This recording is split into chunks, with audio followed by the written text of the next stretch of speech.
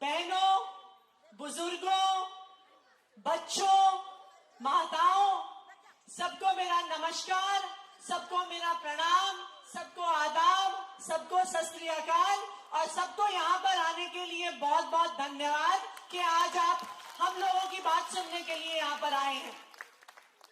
आज आप लोगों से एक बहुत जरूरी मुद्दे पे मैं बात करने आई हूँ। अक्सर हम आप लोगों के बीच में आते हैं आप लोगों की समस्याएं सुनने के लिए। कोई बिजली का इशू हुआ, पानी का मुद्दा हुआ, सीवर का मुद्दा हुआ, बच्चों के स्कूल का मुद्दा हुआ, मोहल्ला क्लिनिक का मुद्दा हुआ। इन मुद्दों पे तो बात करने रोज रोज हम आते रहते हैं, आप लोगों से मिलते हैं।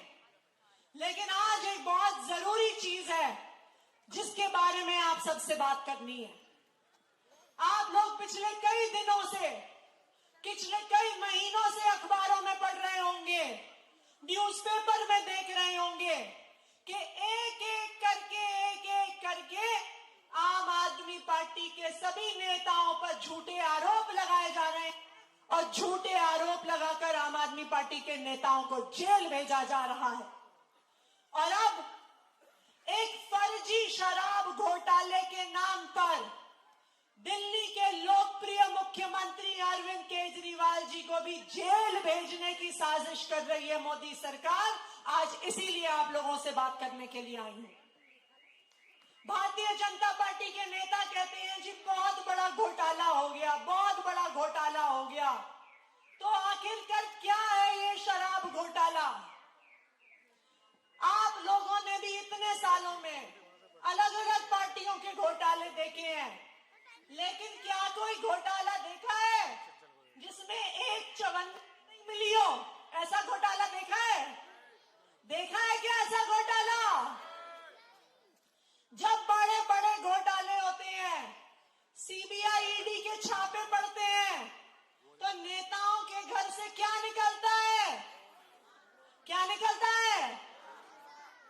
पैसा निकलता है, नोटों की गड्डियां निकलती हैं, सोने के बिस्कुट निकलते हैं, अपने परिवार वालों के नाम पर जमीन के कागजात निकलते हैं।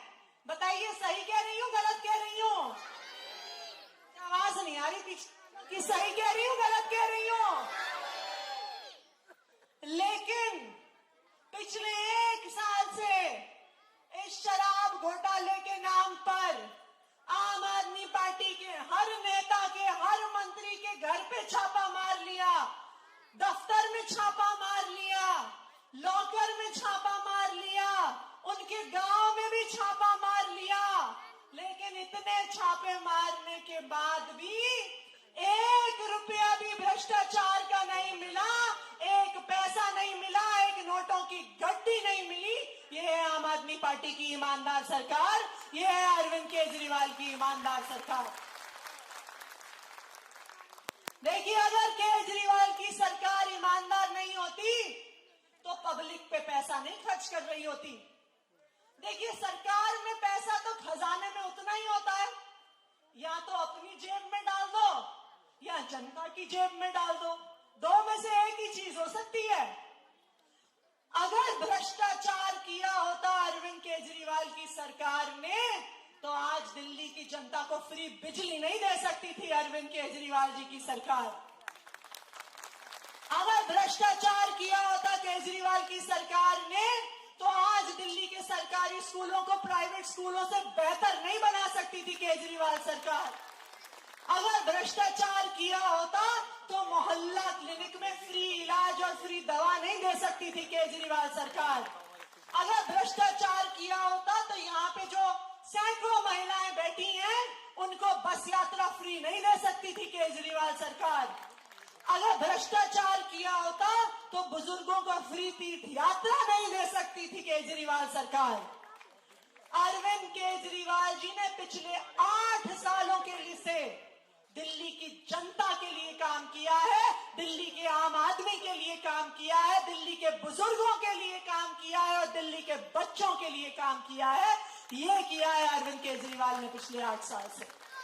और यही कारण है कि भारतीय जनता पार्टी की केंद्र सरकार मोदी जी की केंद्र सरकार केजरीवाल को जेल में डालना चाहती है, क्योंकि वो अपने किसी भी राज्य में ना तो फ्री बिजली दे पाए हैं, ना फ्री पानी दे पाए हैं, ना बच्चों को अच्छा स्कूल दे पाए हैं, ना अच्छा अस्पताल दे पाए हैं, ना बुजुर्गों को तीर्थ यात्रा दे पाए हैं, क्योंकि केजरीवाल के काम से मुकाबला नहीं कर पाते, क्योंकि केजरीवाल को चुनाव में नहीं हरा पाते, क्योंकि केजरीवाल की तरह दिल्ली वालों का दिल नहीं जीत पाते, इसलिए केजरीवाल को जेल में भेजना चाहते हैं। लेकिन उनको गलत फहमी है, वो चाहे केजरीवाल को जेल में भेज दें, चाहे आम आदमी पार्टी के एक एक नेता को जेल में भेज दें, चाहे आम आदमी पार्टी के एक एक कार्यकर्ता को जेल में भेज दें, फिर भी दिल्ली वालों का दिल नहीं जीत पाएंगे। दिल्ली वाले केजरीवाल से प्यार करते हैं। दिल्ली वालों को पता है कि जो काम 8 साल में अरविंद केजरीवाल ने किया है, कोई और सरकार 75 साल में गरीबों के लिए नहीं कर पाई, जो केजरीवाल ने करके दिखाया है।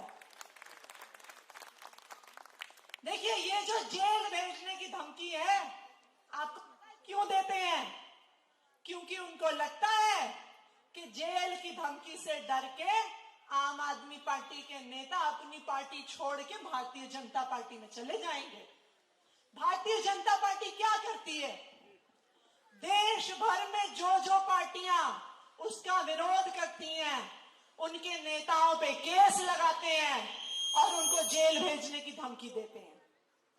अब बाकी देश में हो सकता है कि ऐसे नेता हैं जो इस धमकी से डर जाते हैं, जो जेल जाने से डर जाते हैं, तो वो अपनी पार्टियां छोड़ के भारतीय जनता पार्टी में चले जाते हैं। और जैसे ही वो भारतीय जनता पार्टी में जाते हैं, भारतीय जनता पार्टी की वॉशिंग मशीन में के सारे भ्रष्टाचार के आरोप उन पर से खत्म हो जाते हैं। मैं आपको बताती हूं, देश के अलग अलग हिस्सों में ऐसे नेता हैं जिन पर भारतीय जनता पार्टी ने, मोदी जी ने सीबीआई के केस किए, ईडी के केस किए, भ्रष्टाचार के आरोप लगाए। लेकिन जैसे ही भारतीय जनता पार्टी में आए तो क्या हुआ?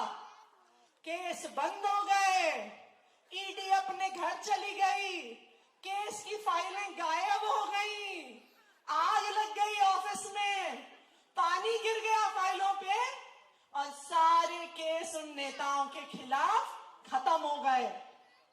चाहे पश्चिम बंगाल में शुभेंदु अधिकारी हो, चाहे असम में हेमंत बिस्व शर्मा हो, चाहे महाराष्ट्र के छगन भुजबल हो, चाहे महाराष्ट्र के अजीत पवार हो, सब पे सीबीआई और ईडी के केस चल रहे थे। और जैसे ही भारतीय जनता पार्टी में शामिल हुए, वो सारे केस खत्म हो गए। तो भारतीय जनता पार्टी भ्रष्टाचार नहीं खत्म करना चाहती है, सारे भ्रष्टाचारियों को अपनी पार्टी में लेके आना चाहती है। ये कर रही है भारतीय जनता पार्टी की सरकार। लेकिन मैं आम आदमी पार्टी के नेताओं को, मैं मनीष सिसोदिया को, सत्येंद्र जैन को, संजय सिंह को सलाम करती हूं कि इतने महीनों से जेल में होने के बावजूद, हर धमकी के बावजूद, हर परेशानी के बावजूद आज भी वो आम आदमी पार्टी में टिके हुए हैं और भारतीय जनता पार्टी के सामने उन्होंने अपना सिर नहीं झुकाया है और भारतीय जनता पार्टी में शामिल नहीं हुए हैं। मैं आपको दावे के साथ कह सकती हूं कि अगर मनीष सिसोदिया आज आम आदमी पार्टी छोड़ के भारतीय जनता पार्टी में शामिल हो जाए, वो कल जेल से बाहर आ जाएंगे। ये मैं आपको दावे के साथ कह सकती हूं। अगर संजय सिंह जी आज भारतीय जनता पार्टी में शामिल हो जाए तो वो कल जेल से छूट जाएंगे और बाहर आ जाएंगे। लेकिन मैं उन लोगों के क्रांतिकारी जज्बे को सलाम करती हूं कि इतनी मुश्किलों के बावजूद भी वो आम आदमी पार्टी के साथ और दिल्ली के लोगों के साथ खड़े हुए हैं, क्योंकि उन्हें पता है कि अगर भारतीय जनता पार्टी में चले गए तो दिल्ली के लोगों के लिए काम नहीं कर पाएंगे, फिर दिल्ली के लोगों को अच्छे स्कूल नहीं दे पाएंगे, अच्छे अस्पताल नहीं दे पाएंगे, फ्री बिजली नहीं दे पाएंगे, फ्री पानी नहीं दे पाएंगे। आज अगर मनीष सिसोदिया, संजय सिंह, सत्येंद्र जैन जेल में है तो सिर्फ दिल्ली के लोगों के लिए है, आप लोगों के लिए है, आपको अच्छे स्कूल देने के लिए है, आपको अच्छे अस्पताल देने के लिए वो आज जेल में से लड़ाई लड़ रहे हैं। तो मैं आप सबको ये कहना चाहती हूं, और मैं भारतीय जनता पार्टी के जो लोग सोचते हैं कि आम आदमी पार्टी के नेताओं को धमकी दे देंगे, ये बताना चाहती हूं कि आम आदमी पार्टी के नेता आपकी धमकियों से डरने वाले नहीं हैं। हम भगत सिंह के वंशज हैं। आप हमें चाहे जेल में डाल दो, आप हमें चाहे फांसी पे लटका दो, लेकिन हम दिल्ली के लोगों के लिए काम करते रहेंगे, दिल्ली के लोगों के लिए लड़ते रहेंगे, दिल्ली के बच्चों को बेहतर भविष्य देने के लिए काम करते रहेंगे। आप सबको पता है, हम हर जगह सुन रहे हैं आजकल कि अब मनीष सिसोदिया, सत्येंद्र जैन और संजय सिंह जी के बाद अरविंद केजरीवाल जी को भी जेल में डालने की साजिश हो रही है। अभी मैं आ रही थी तो हमारे एक जानकार का व्हाट्सएप मैसेज आया। वो कहते हैं कि जी खबर मिल रही है कि आने वाले 10 दिन अरविंद केजरीवाल जी को भी गिरफ्तार कर लेंगे।